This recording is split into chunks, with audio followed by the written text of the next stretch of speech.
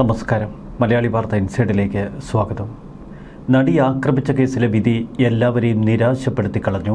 5 ലക്ഷം രൂപയാണോ ഒരു പെണ്ണിന്റെ മാനമെന്ന് ഭാഗ്യലക്ഷ്മി ചോദിക്കുന്നു. കോടതി മുറിയിൽ നിന്നും പുറത്തേക്ക് വന്ന പ്രോസിക്യൂട്ടറുടെ മുഖത്ത് ആ പ്രതിഷേധം വ്യക്തമാണ്. വിചാരണ കോടതിയിൽ നിന്ന് പരിപൂർണ നീതി കിട്ടിയില്ല എന്ന് പബ്ലിക് പ്രോസിക്യൂട്ടർ അജകുമാർ പ്രതികരിച്ചു. ശിക്ഷാവിധിയിൽ താൻ നിരാശനാണ്. കൂട്ടബലാത്സംഗത്തിന് ഏറ്റവും കുറഞ്ഞ ശിക്ഷയാണ് 20 വർഷം. ശിക്ഷാവിധി സമൂഹത്തിന് തെറ്റായ സന്ദേശം പകരും. ഇത് കോടതിയുടെ ഔദാര്യമല്ല, പ്രോസിക്യൂഷന്റെ അവകാശമാണെന്ന് പ്രോസിക്യൂട്ടർ അജകുമാർ പ്രതികരിക്കുന്നു. നടി ആക്രമിക്കപ്പെട്ട കേസിലെ 6 പ്രതികൾക്കുള്ള ശിക്ഷാവിധി കേരളത്തെ നിരാശയിലാക്കി. പ്രതികൾക്ക് ഏറ്റവും കുറഞ്ഞ ശിക്ഷാവിധിയാണ് കോടതി നൽകിയത്. പ്രതികളുടെ പ്രായം കണക്കിലെടുത്തു എന്ന് പറയുന്ന കോടതി എന്തുകൊണ്ട് ഇരയുടെ പ്രായം കണക്കിലെടുത്തില്ല എന്ന് ഭാഗ്യലക്ഷ്മിയുടെ ചോദ്യം. 5 ലക്ഷത്തിന് വേണ്ടിയാണോ ഈ നടി ഇത്രയധികം കാലം 8.5 വർഷക്കാലം ഈ പോരാട്ടം നടത്തിയത് എന്ന് ഭാഗ്യലക്ഷ്മി കേരളത്തോട് ചോദിക്കുന്നു.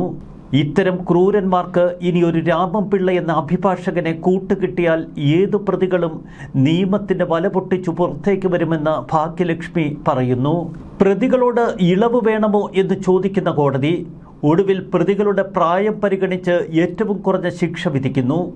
അതിലുമപ്പുറം അവർ വിചാരണ കാലയളവിൽ കഴിഞ്ഞ കാലാവധി കുറച്ചു മാത്രം ശിക്ഷ അനുഭവിച്ചാൽ മതി.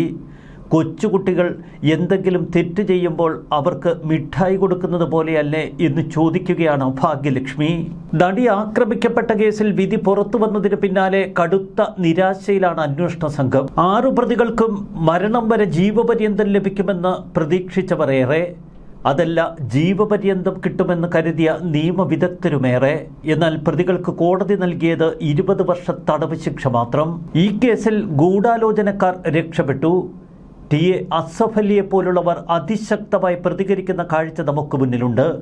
അതിജീവിതയുടെ അഭിഭാഷക ടി.വി. മിനി മാധ്യമങ്ങൾക്ക് മുൻപിൽ രൂക്ഷമായി പ്രതികരിച്ചു.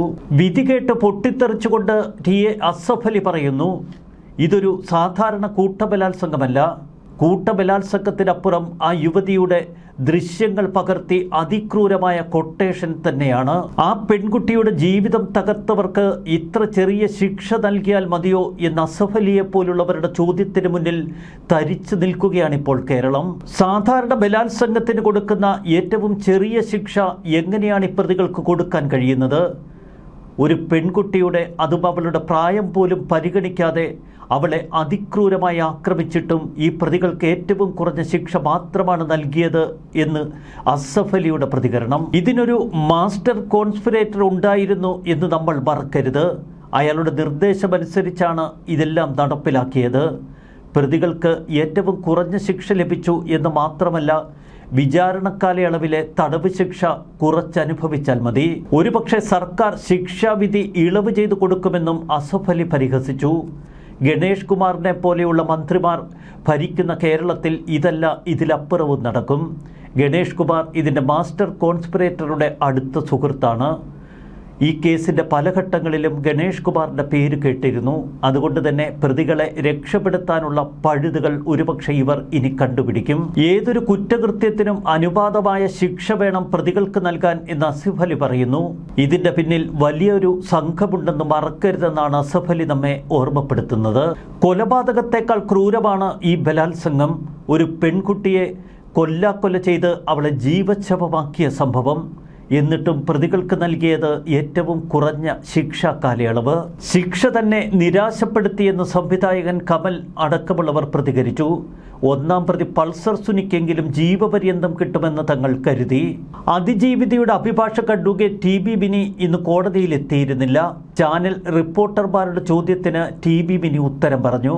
കോടതിയിൽ എത്താത്തത് ഏതെങ്കിലും തലത്തിലുള്ള പ്രതിഷേധത്തിൻ്റെ ഭാഗമാണോ എന്ന് ചാനൽ ചോദിച്ചപ്പോൾ നിങ്ങൾക്ക് ഊഹിക്കാമെന്നാണ് ടി.വി. മിനി പറഞ്ഞത്. താൻ പറയേണ്ടതൊക്കെ പ്രോസിക്യൂഷൻ കോടതിയിൽ ഉന്നയിക്കും. സൗമ്യവധക്കേസിൽ പ്രതിക്ക് മരണം വരെ ശിക്ഷയാണ് കോടതി വിധിച്ചത്. എന്നാൽ ഇവിടെ ഏറ്റവും കുറഞ്ഞ ശിക്ഷാ കാലയളവ്. കോടതി എങ്ങനെയാണ് അതിജീവിതയെ കണ്ടത് എന്നെല്ലാവർക്കും കൃത്യതയോടെ മനസ്സിലായി എന്ന് അഡ്വക്കേറ്റ് ടി.ബി. മിനി പ്രതികരിക്കുന്നു. വിധിന്യായം വായിക്കുന്നതിനിടയിൽ കോടതിയുടെ ഒരു പരാമർശം അത് കേരളത്തിൻ്റെ കണ്ണ് നിറയിക്കുന്നു. അതിജീവിതയുടെ വിവാഹ നിശ്ചയ മോതിരം തിരികെ നൽകണമെന്ന് കോടതി പറഞ്ഞു. തൊണ്ടിമുതലിൻ്റെ ഭാഗമായുള്ള മോതിരമാണ് അതിജീവിതയ്ക്ക് തിരികെ നൽകേണ്ടത്. വിവാഹമോതിരം കാണത്തക്ക വിധത്തിലാണ് പ്രതികൾ കൂട്ടബലാത്സംഗം നടന്ന ദിവസത്തിൽ വീഡിയോ ചിത്രീകരിച്ചത്. ഈ ഒരൊറ്റ സംഭവം മതി ഇതിനു പിന്നിൽ ഒരു കൊട്ടേഷൻ ഉണ്ട് എന്ന് വ്യക്തമാകാൻ. 6 പ്രതികൾക്കും ശിക്ഷാ ഇളവ് നൽകരുത് എന്ന് വാദപ്രതിവാദത്തിനിടയിൽ പ്രോസിക്യൂഷൻ കോടതിയോട് ആവശ്യപ്പെട്ടിരുന്നു. ബലാത്സംഗം എന്ന മുഖ്യ കുറ്റം ചെയ്തത് 1-ാം പ്രതിയാണെന്ന് കോടതി ഓർമ്മപ്പെടുത്തിയപ്പോഴും പ്രോസിക്യൂഷൻ എല്ലാ പ്രതികൾക്കും തുല്യ ശിക്ഷ നൽകണമെന്ന് വാദമുന്നയിച്ചു. എന്നാൽ എല്ലാ പ്രതികൾക്കും എന്തുകൊണ്ട് ഒരേ ശിക്ഷ നൽകണമെന്ന് പ്രോസിക്യൂഷൻ കോടതിയിൽ വാദമുന്നയിച്ചു എന്നത് തുടർവാദങ്ങളിൽ നമുക്ക് മനസ്സിലായി. മറ്റു പ്രതികളില്ലായിരുന്നുവെങ്കിൽ 1-ാം പ്രതിക്ക് കുറ്റം ചെയ്യാൻ കഴിയുമായിരുന്നില്ല എന്നാണ് പ്രോസിക്യൂഷൻ വാദമുയർത്തിയത്. ഇവിടെ കോടതിയുടെ ചില ചോദ്യങ്ങൾ ശ്രദ്ധേയമാണ്. 1-ാം പ്രതി ഒഴികെയുള്ളവർക്ക് മാനസാന്തരം വരാനുള്ള സാധ്യത തേടിക്കൂടെ എന്നൊക്കെ കോടതി ചോദിക്കുന്നു. മാനസാന്തരപ്പെടാൻ കഴിയുന്നവരായിരുന്നുവെങ്കിൽ ഇത്തരം കുറ്റകൃത്യങ്ങൾ നടത്തില്ലായിരുന്നു എന്ന് പ്രോസിക്യൂഷന്റെ വിശദീകരണം. പൂർണ്ണമായും കേരളം തരിച്ചു നിൽക്കുന്ന കാഴ്ചയാണ് നമുക്ക് മുന്നിൽ. ഈ അതിക്രൂര ബലാത്സംഗത്തിന് പിന്നിൽ പ്രവർത്തിച്ച കൊടുംക്രൂര കുറ്റവാളികൾ 6 പേർക്കും ഏറ്റവും കുറഞ്ഞ ശിക്ഷാവിധി മാത്രം. പ്രതികളെ എല്ലാവരെയും വിയ്യൂർ ജയിലിലേക്ക് അയക്കും. ജയിൽ മാറ്റം വേണമെങ്കിൽ പ്രത്യേക അപേക്ഷ നൽകണം. പ്രതികൾക്ക് റിമാൻഡ് കാലത്തെ തടവ് ഇളവ് ചെയ്ത് കൊടുത്തതാണ് മറ്റൊരു പ്രതിഷേധത്തിന് കാരണം. ഇന്ന് രാവിലെ സമൂഹത്തിന്റെ താൽപ്പര്യമനുസരിച്ച് വിധി പ്രസ്താവം നടത്താൻ കഴിയുമോ എന്ന് കോടതി ചോദിച്ചിരുന്നു. കോടതി അലക്ഷ്യ നടപടികൾ ഉൾപ്പെടെ മാധ്യമപ്രവർത്തകർക്കും പൊതുരംഗത്ത് പ്രവർത്തിക്കുന്നവർക്കുമൊക്കെ ചില മുന്നറിയിപ്പുകളും കോടതി നൽകി. അതുകൊണ്ട് തന്നെ സൂക്ഷ്മതയോടെയാണ് ഇപ്പോൾ ആളുകൾ പ്രതികരിക്കുന്നത്. കേസിനെ സംബന്ധിച്ചിടത്തോളം യാതൊരുവിധ നിരാശയുമില്ല.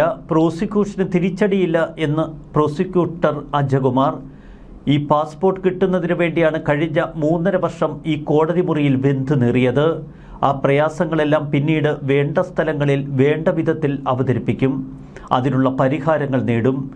നീതി കിട്ടുമെന്ന് തന്നെയാണ് തന്റെ പ്രതീക്ഷയെന്ന് അദ്ദേഹം പറയുന്നു. പ്രോസിക്യൂഷൻ സമർപ്പിച്ച തെളിവുകളിൽ ഏതെല്ലാമാണ് കോടതി അംഗീകരിക്കാതിരുന്നത് എന്ന് വിധിന്യായം വായിച്ചാൽ മാത്രമേ മനസ്സിലാക്കാൻ കഴിയൂവെന്ന് അജകുമാർ. അതിനുശേഷം ആവശ്യമായ നടപടികൾ സ്വീകരിക്കും. 8-ാം പ്രതിയായ ദിലീപിനെ വെറുതെ വിട്ട നടപടി സംബന്ധിച്ചും കേസ് പഠിച്ചാലേ പറയാനാകൂ എന്ന് അജകുമാർ. ഇപ്പോൾ പുറപ്പെടുവിച്ച വിധി കോടതിയുടെ ഔദാര്യമല്ല, പ്രോസിക്യൂഷന്റെ അവകാശമാണ്. കുറ്റം തെളിഞ്ഞാൽ ലഭിക്കാവുന്ന ഏറ്റവും ചുരുങ്ങിയ ശിക്ഷ മാത്രമാണ് പ്രതികൾക്ക് ലഭിച്ചിരിക്കുന്നത്.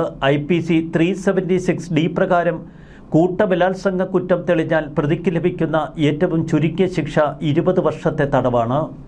പരമാവധി ശിക്ഷ ജീവപര്യന്തവും. കേസുമായി ബന്ധപ്പെട്ട് ഒരുപാട് സെൻസേഷണലിസം ഉണ്ടായിട്ടുണ്ടെന്നും എന്നാൽ അവയൊന്നും കോടതിയെ ബാധിക്കുന്നതല്ല, നിയമകാര്യങ്ങൾ മാത്രമാണ് പരിഗണിച്ചിരിക്കുന്നത് എന്നും വിധി പ്രസ്താവത്തിന് ആമുഖമായി കോടതി വ്യക്തമാക്കി. പ്രതികളുടെ പൂർവ്വകാല ചരിത്രം കോടതി പരിഗണിച്ചു.